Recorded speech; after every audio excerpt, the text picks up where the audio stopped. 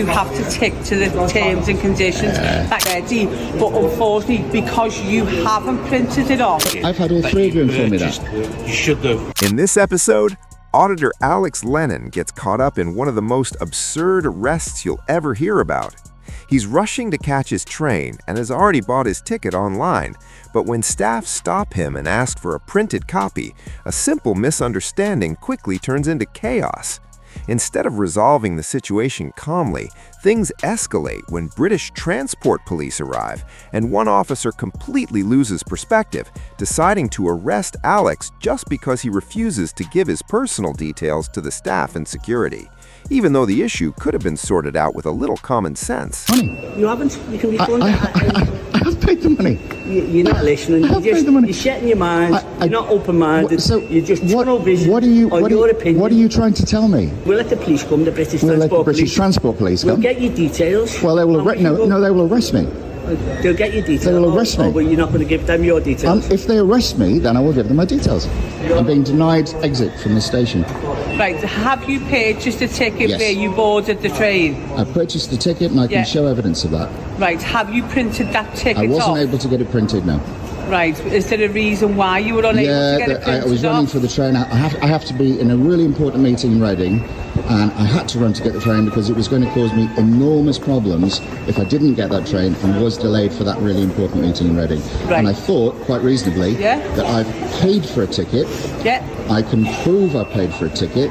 I can prove I've got the code for the ticket. And I literally, as I've said to these people, all I need to do is to go there to get that ticket and to show these people the ticket that I have purchased and paid for. Right from the beginning, this whole situation should have been resolved within seconds.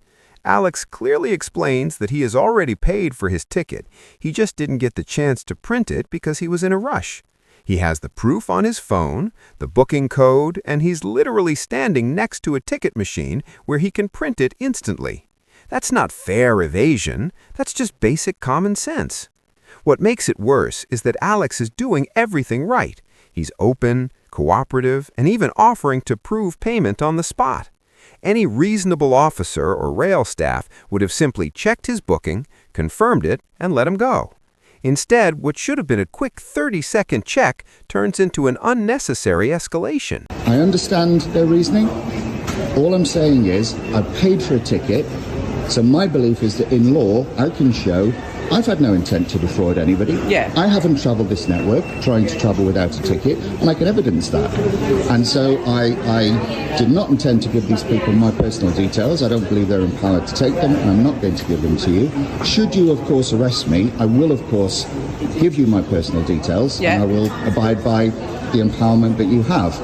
But I think, frankly, I can travel the country, I can go to Reading, I can go to Manchester, I can go all over the place, get a ticket, I can tap my phone on devices. It's only here in Liverpool that we seem to have this archaic system with these people who cause these problems for people who are just trying to pay for tickets and go about their daily business, minding their own business, which is all I'm trying to do. Right, okay. Obviously, when you do purchase your ticket on the train line, you do have to tick to the terms and conditions that you have to print it off. I don't know, nobody ever reads that stuff. As you say, on this network here for Merseyrail, they do require you to have the said ticket printed off, ready for inspection at the gate or at the barriers. The officer tries to defend the situation by referring to the rail company's terms and conditions, saying that Alex agreed to print his ticket when he ticked the box online.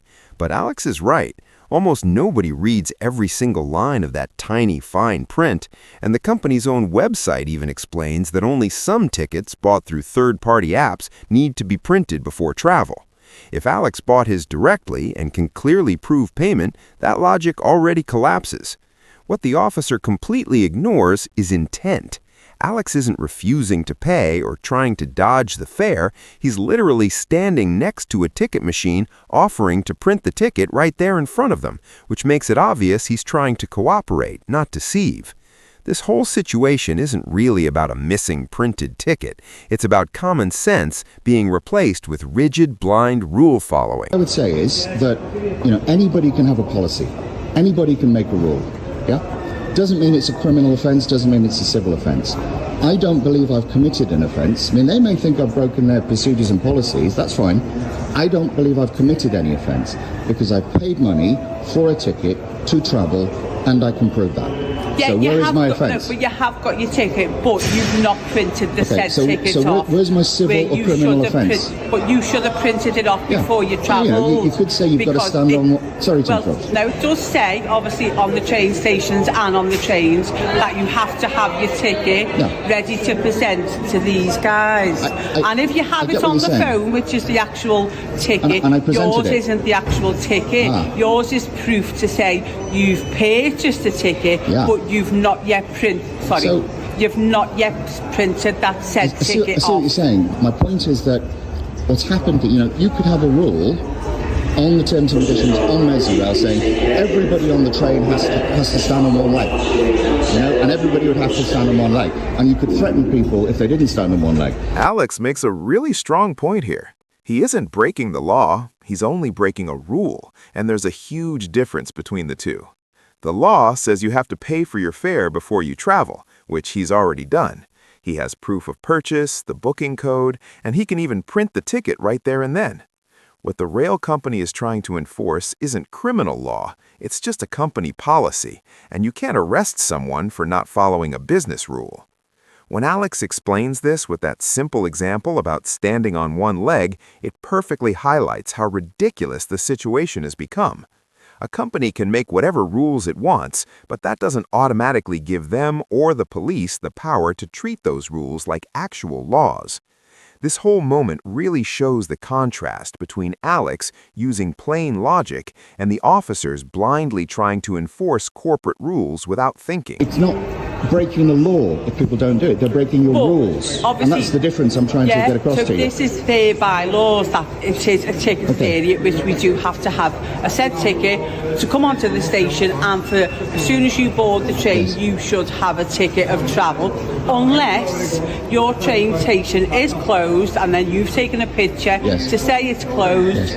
Come to these guys and they will sell you a ticket. It's often closed, it's often nobody there, and then it would be fine. But you've purchased your ticket already, but unfortunately, because you haven't printed it off, you should have printed it off before you travelled. So my point to you again is that I've looked at the bylaws, and I may be wrong, but I've read the bylaws, and my understanding of the bylaws is that they say if you break these bylaws, you may be taken to court.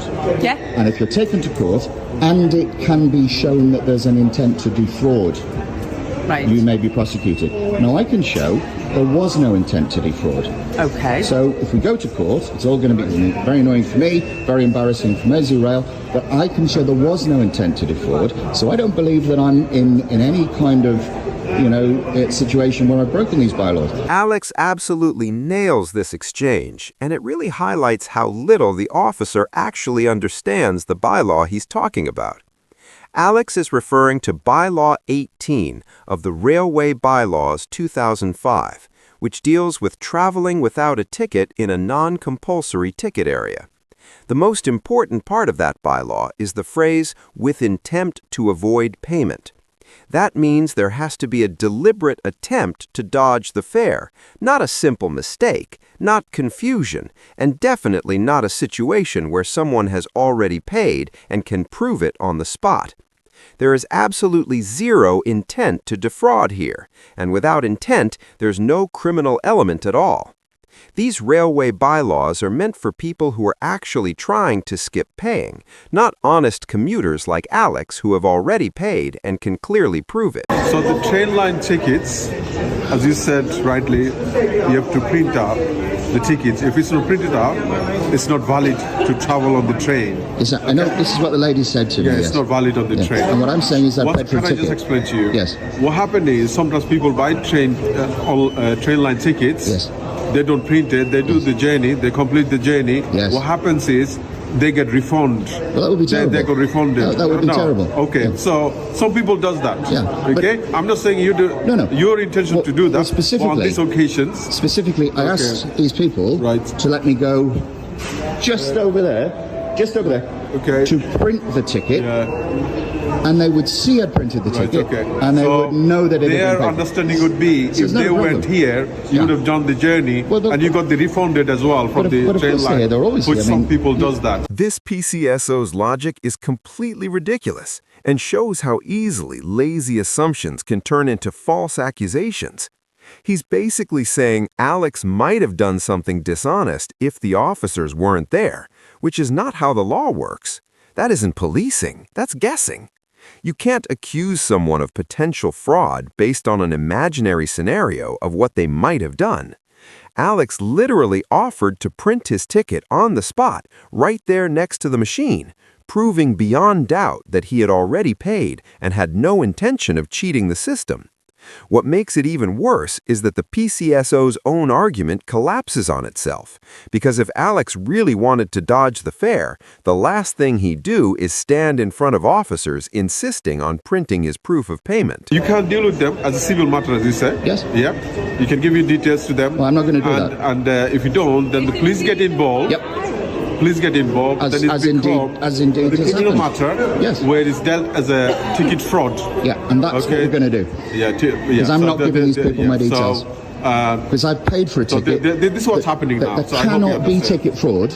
Okay. Because I've paid for the ticket. Well, there's no valid ticket. There's no intention to defraud in law. Well, we don't know because. Well, I can prove it. I mean, I can show you the receipt and I can get it printed. There's no intention. As I say, it's not valid. Okay. Well, you know, if we have reliably informed, that's not a valid ticket. It's a reference number for a ticket. Well, I've had all three of you inform me that. You should have printed your ticket off before you travel. So, can I just go and print the ticket off? No, you should have done it before you travel. Oh, I see. So you can't travel without you're going to take me to court because you won't let me print a ticket. Okay, well, let's do it then. What do we do next? Obviously, you need to provide your details to these people here. Can I just ask, is there a reason why you don't want to? Yeah, because I don't believe they're empowered to take them, and I don't believe I have to give them to them. They do have the power to take your details. No, they don't. They do. They are accredited. I don't believe that. The BTP officers claim that the ticket inspectors were accredited and could legally demand Alex's details is completely wrong. Ticket inspectors are not law enforcement.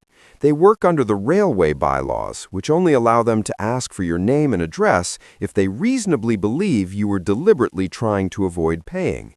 That is nothing like Alex's situation. What makes it worse is the officer's blind confidence. Instead of checking what powers the inspectors actually had, she simply accepted their word as truth and used it to pressure Alex. That isn't supporting another agency. That's handing over judgment to people who have no police authority.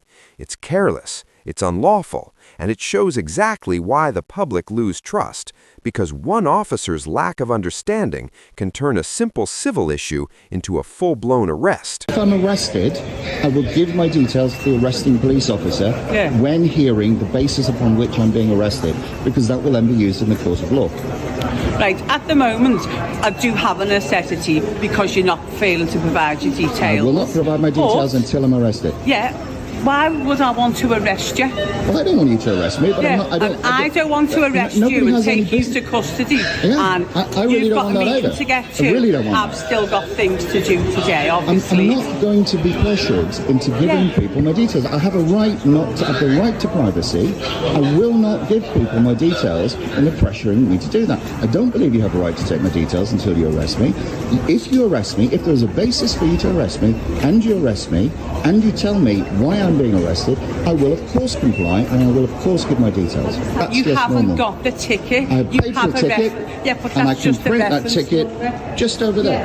But you should have printed the ticket before you travel. And you're going to arrest me for that. I am going to arrest you for failing to provide a valid ticket to travel, okay? So you're going to arrest me for my necessity for failing to provide a valid ticket for travel, which you don't have on your person. You have a reference number, so I will arrest you for the offence. And you won't let me print that to show you that I have a ticket? Because you've already passed the point where you could have printed the ticket off. So you won't allow me to print the ticket? Okay. Well, obviously when I've finished dealing with you then, you can go and print the ticket off. That's fine. Yep. Okay. Do you want to come to our office and we'll speak out the way? Yeah, and we'll take it from there. Okay. All right. Do you want to follow this way? Thank you. The decision to arrest Alex here is almost unbelievable. The officer openly accepts that Alex has already paid for his ticket and can even print it on the spot, yet still insists it's invalid just because it wasn't printed before travel. The whole point of checking tickets is to confirm payment, and Alex could have proved that within seconds. But instead of using common sense, the officer turned a simple mix-up into an unnecessary arrest. In the end, Alex's update shows how pointless the whole thing was. They went through the full process of arrest, interview, and then de-arrest, only to finally do exactly what Alex had suggested at the beginning, which was to walk over to the machine and print the ticket. It highlights how little proportionality and logic was used by British Transport Police, who chose heavy-handed enforcement over basic reason. Alex only needed to be arrested before being allowed to prove that he had paid, which makes the whole thing feel like policing by procedure rather than by judgment. The legal explanation also makes things crystal clear. Buying the ticket is a legal requirement, but printing it is only a bylaw rule, which does not automatically make someone a fare evader, especially when they can prove payment. Since Alex had already paid and had the proof, there was never any real basis for a criminal case, which is probably why Transport Police didn't prosecute him later. Alex's final reply ties everything together. He always knew he was in the right, had proof, and that any court would dismiss the matter instantly. But his point about the single justice procedure is even more worrying because it shows how companies, and sometimes even police, try to push unfair enforcement through quiet administrative routes, assuming people won't challenge them. What started as a ticket issue ended up exposing a much bigger problem about misuse of rules. That's it for today's video. If you enjoyed it, don't forget to like, comment, and subscribe. And also check out Alex Lennon's channel linked in the description.